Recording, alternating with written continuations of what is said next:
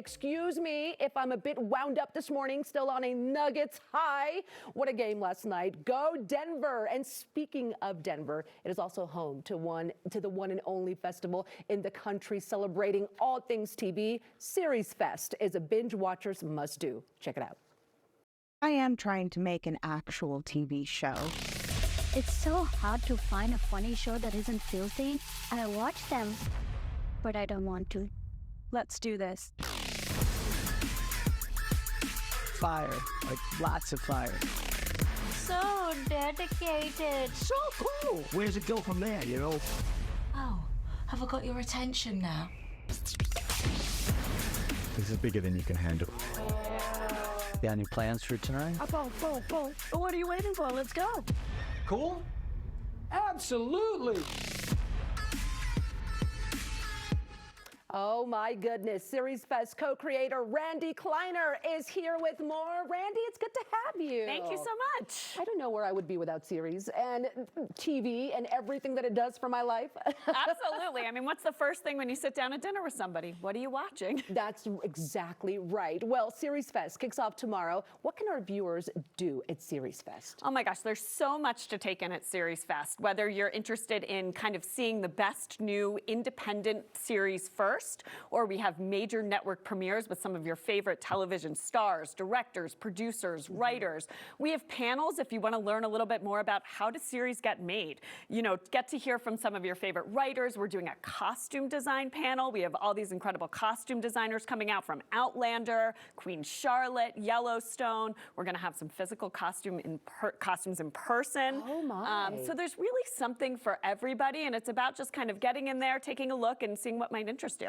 I think this is awesome and very exciting. Now, what made you want to do a festival dedicated to television? Yeah, you know, there's so many film festivals in the world, and to me, television is one of the most exciting places, exciting things happening in this industry. It has changed so much between streaming. There's incredible series out there, so much great television, and I thought, why couldn't we do something that really that was really dedicated to celebrating that, as well as championing independent and new voices.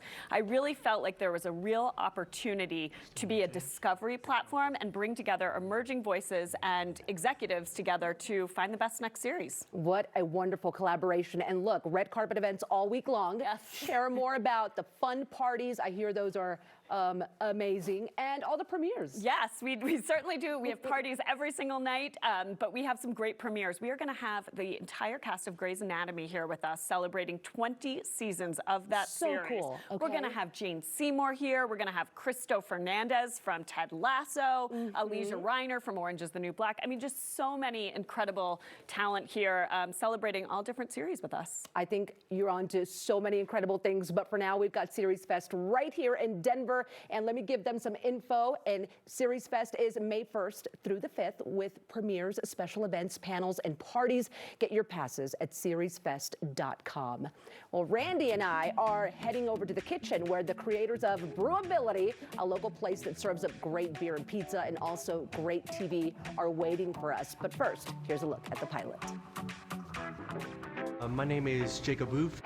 At the age of 2, I was diagnosed with high-functioning autism.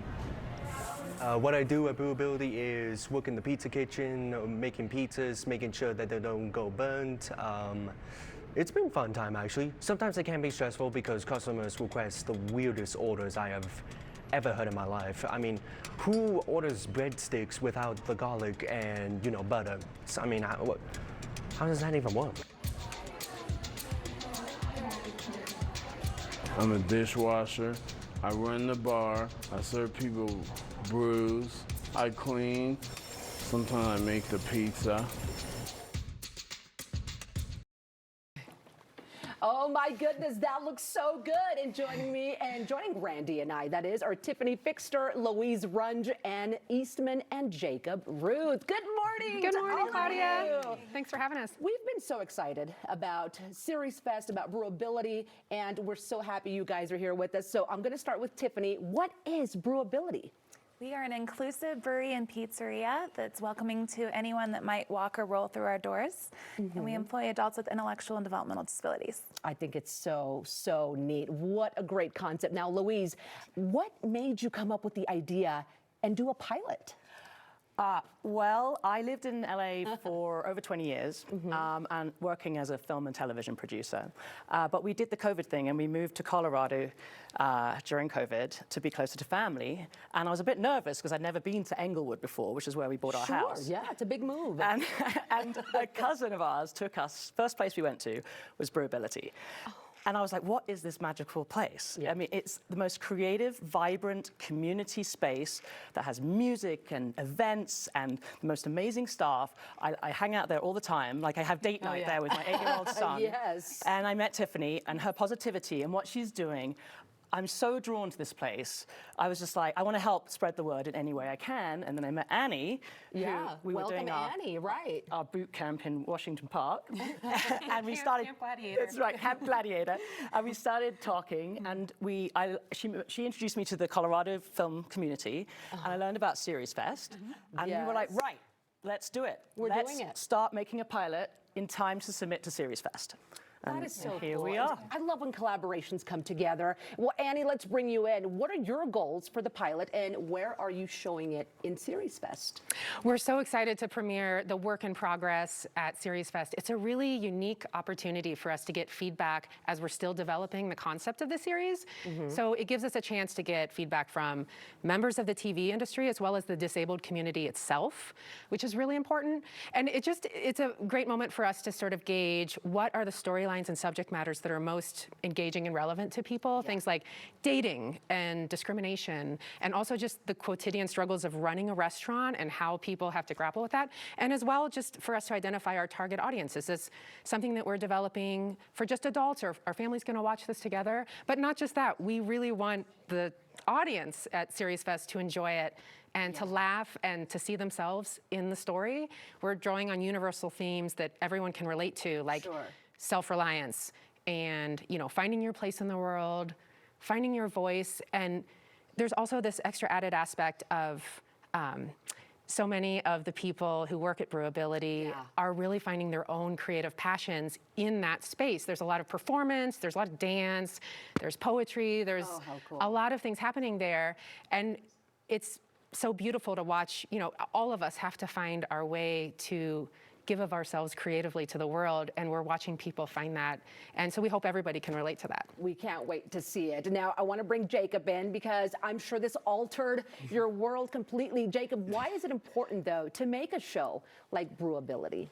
Well, most importantly, I would say it's important to make a show for BrewAbility is to tell the world that there are a bunch of people with Down syndrome, autism, basically crippled and other things, just to show the world, hey, they want to hang out with other people and want to work jobs. They want the human interaction. That's mainly the bottom line here, is the human interaction is very, very important.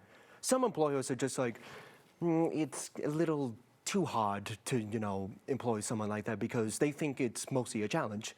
In actuality, it's really not. For a place like BrewAbility, it's really not that challenging. They want to be themselves. They want, you know, the human interaction, not to sit in someone's basement, not to sit alone in a corner. They crave the interaction.